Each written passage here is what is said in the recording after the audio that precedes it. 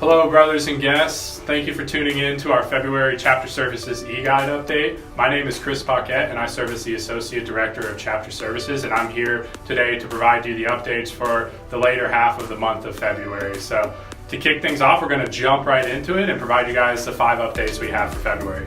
Starting off in the top left corner up here, we're discussing billing. As you all probably do know, chapters and colonies were billed for the spring semester, and that bill was due on February 15th. In order to prevent going into any kind of probation status if you haven't paid off your bill, we would like you to have that paid no later than March 15th. This is really important to ensure that you can assume operations as normal, and most of you guys have done a great job on staying up to date with that bill, so we really appreciate it. We just want to remind those groups that are still working to pay that off to ensure that they have that. If you have any questions, you can contact our account specialist, Tim Jones, here at his email, and he can work with you on setting up any kind of plan to ensure that you have that balance paid off.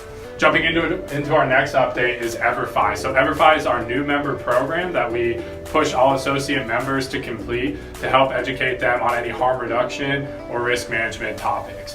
EverFi is for this semester. The first part of it will be due on Friday, April 20th. Following that time, there will be a 30-day intersession, and you will have a second part to complete for the latter half of May. So we would like to ensure that all associate members have that done by April 20th. A great benefit to this will allow you to save a ton of money on your risk management assessment for the fall 18 semester. So be sure to stay on top of that and push your associate members to complete that no later than April 20th. Moving on, the Student Advisory Committee. So for the upcoming year, the Student Advisory Committee applications are now live. For those of you who don't know, Lambda Chi Alpha is split into different regions or conclaves, and we have a representative from each conclave that serves on our Student Advisory Committee. They serve as the liaison and the voice for all of the chapters and members in that region. So this is a great way to see the bigger picture of the fraternity, represent your fellow members, and be a voice for the bigger things happening through the general fraternity. Applications can be found at this link right here, so be sure to grab a screenshot and visit that website.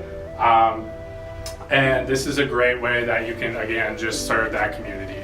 So the second to last update that we have is talking about scholarships. As you all probably know, this upcoming summer is our General Assembly, and with that, we are offering scholarships to attend that. Those scholarship deadlines for anybody attending our General Assembly or STED Leadership Seminar are due on April 2nd. However, we have scholarships for individuals, for academic purposes, for need-based needs, anything related to an individual level that we are also willing to provide. Those applications are due on March 15th. You can visit our lambdachi.org/scholarships to find that website and be able to apply for those scholarships. One big thing to know about this, our educational foundation has over $150,000 that they're willing to give out in scholarships this year. That's a ton of money that you individually can take advantage of, or your entire chapter can take advantage of for the upcoming General Assembly and STEM Leadership Seminar. In our last update down here, most of you all are probably in the middle of your fraternity education for this semester, so we want to give some tips and resources on how to enhance it. If you visit lca1.org, and go under the resource library in the High Kappa folder, there's a ton of resources that you can use to develop and enhance your fraternity education program.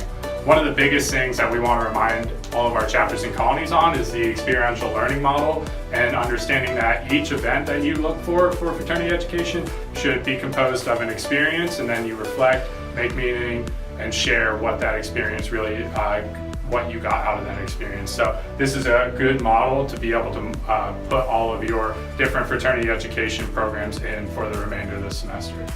So thank you again for tuning in. We hope you all have a great last few days of February, and we look forward to seeing you all in March.